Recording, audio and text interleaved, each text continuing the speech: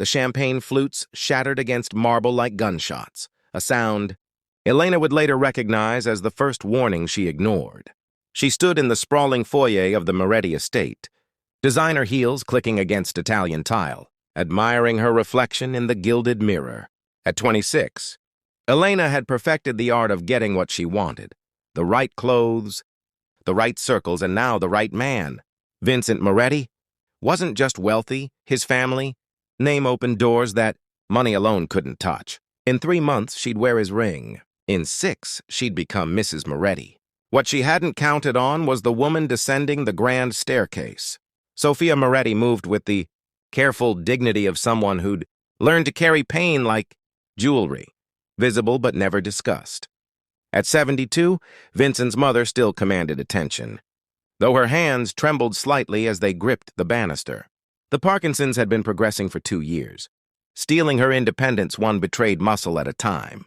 "You must be Elena," Sophia said, her accent still thick with the Naples of her childhood. "Vincent speaks of nothing else."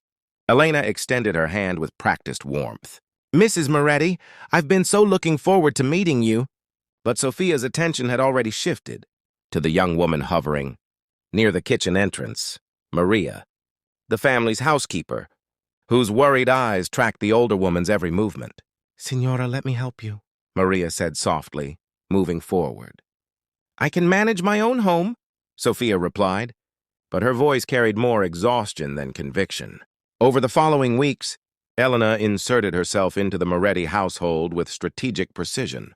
She arrived bearing gifts Sophia didn't want, offered help that wasn't needed, and spoke about wedding, plans that made the older woman's smile tighten at the corners.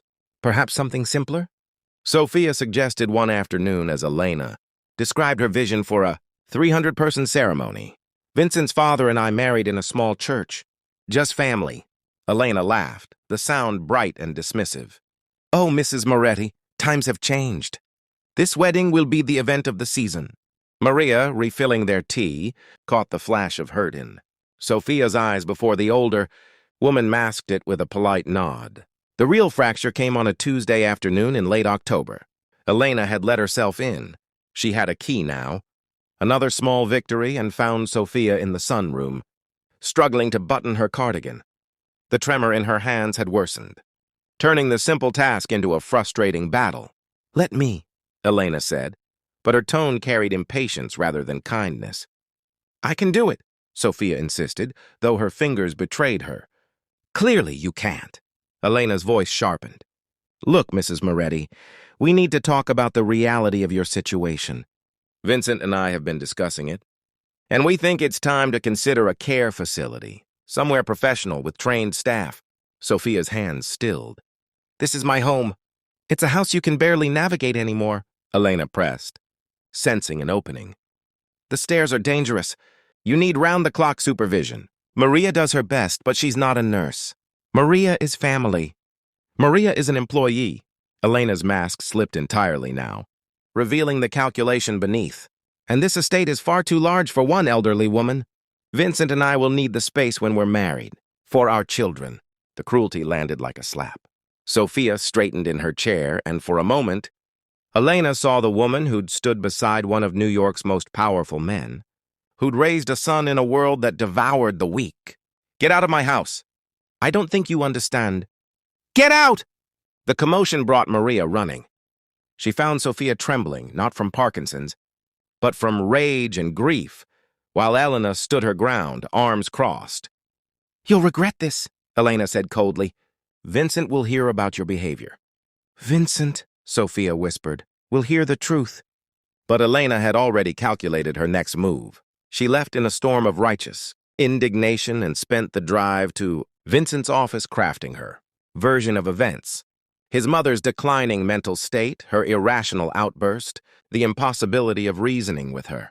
By the time she arrived, tears glistened convincingly in her eyes.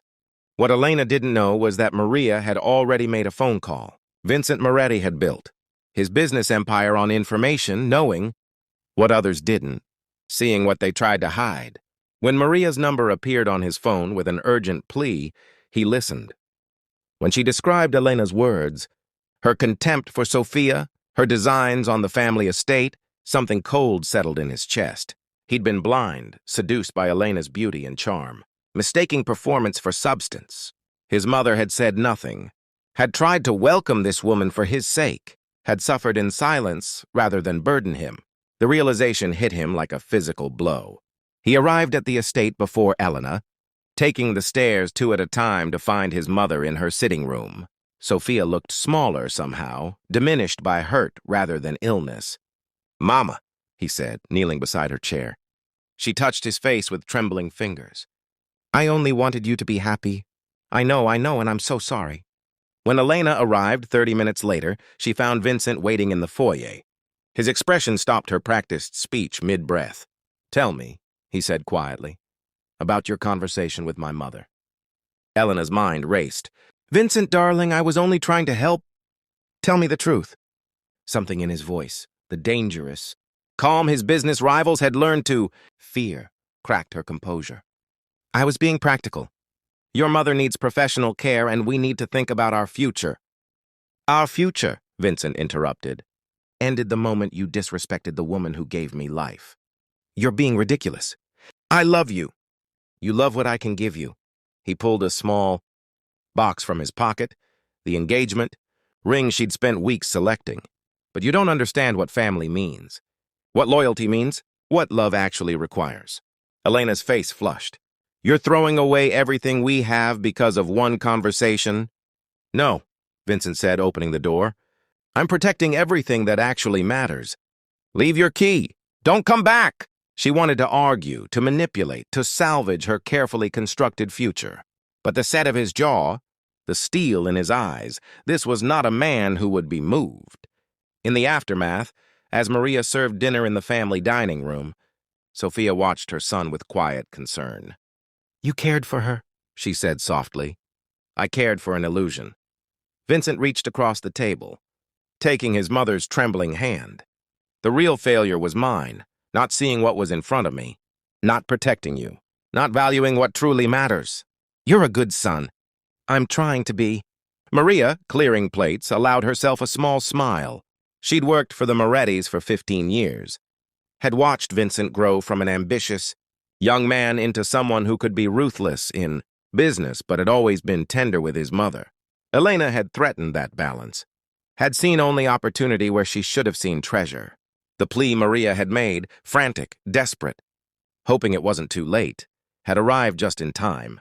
3 months later, the estate hosted a small gathering for Sophia's birthday. Vincent had hired a physical therapist who worked wonders, and while the Parkinsons progressed, Sophia moved through her days with new confidence.